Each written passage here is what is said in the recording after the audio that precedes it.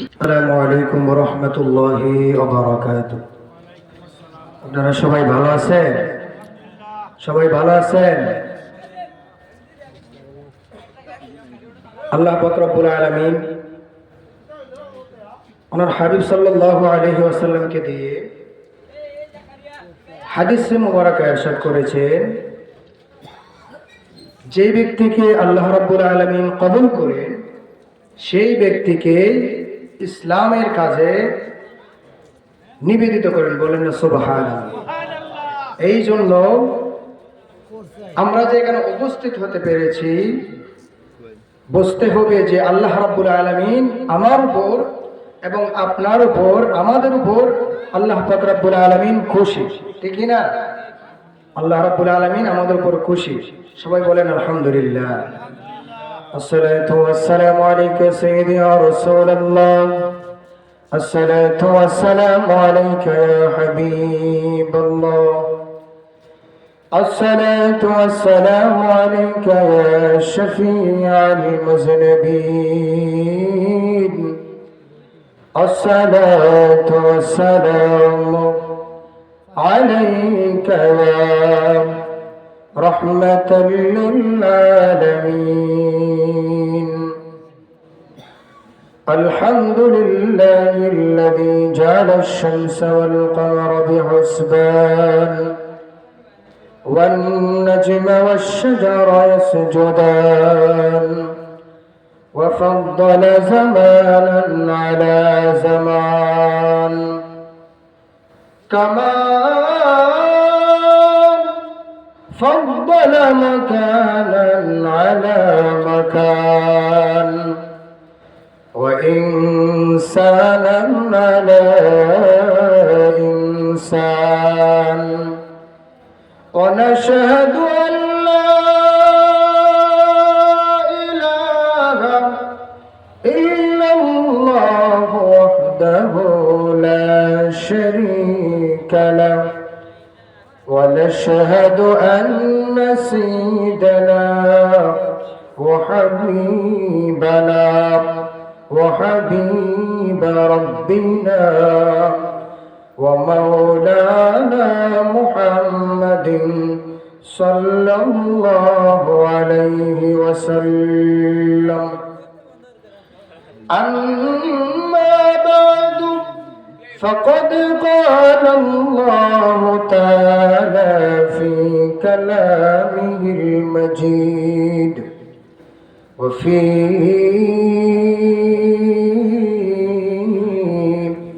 فرقانه الحميد.